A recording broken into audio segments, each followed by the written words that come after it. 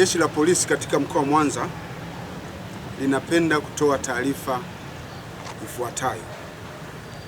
Ni kwamba Jeshi la Polisi katika mkoa wa Mwanza tangu tarehe 20 mwezi wa 3 mwaka 2026 majira ya usiku liliwakamata na linaendelea kuwahoji watu watatu. Watu hao watatu ni askari mgambo na wamekamatwa kwa tuhuma za mauaji ya kijana mmoja ambaye anaitwa Rashid Masunga Nyandonga. Kijana huyu ana umri wa miaka 31 na kazi yake ni fundi simu na ni mkazi wa eneo la Bugando Jeshini katika wilaya ya Nyamagana. Watuhumiwa hao waliokamatwa majina yao ni kama ifuatavyo. Wa kwanza anaitwa Zongoli Richard Makongoro.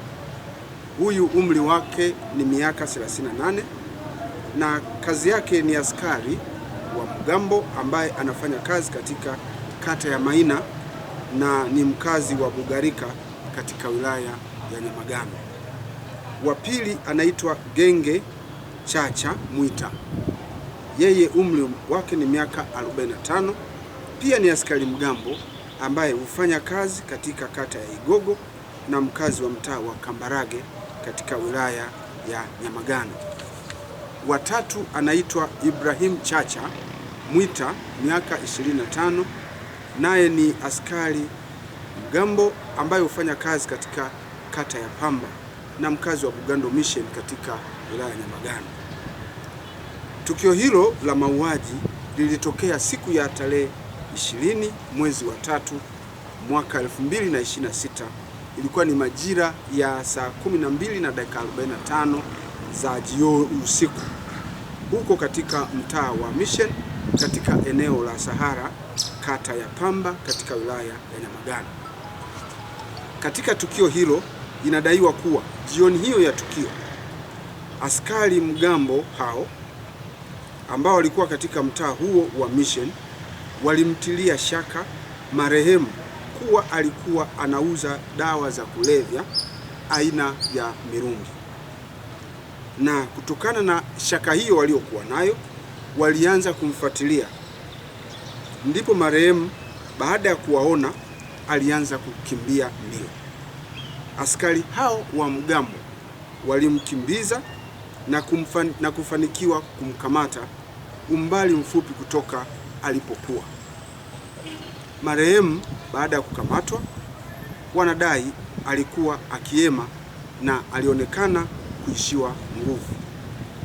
Askari hao wa mgambo waliamua kumpeleka hospitali ya mkoa Sekoture kwa matibabu zaidi, kwa sababu wakati huo alionekana amechoka huku akiwa anahema sana.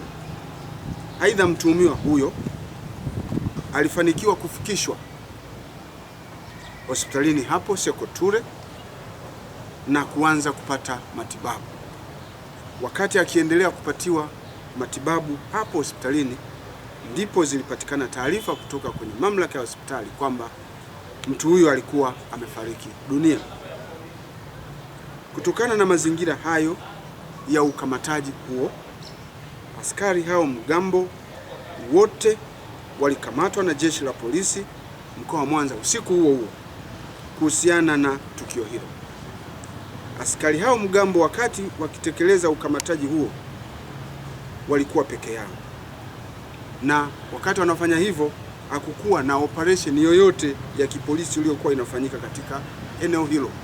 Walikuwa katika mizunguko yao katika eneo hilo la mtaa wa Mission. Uchunguzi wa kitaalamu yani postmortem umefanyika siku ya tarehe 21 mwezi wa 3 mwaka 2026, ambapo mwili wa marehemu umefanyiwa postmortem wakiwepo ndugu na jamaa zake hapo hospitalini Sekoture. Na hivi sasa tunapoongea tayari mwili huo umechukuliwa na ndugu na jamaa kwa ajili ya mazishi.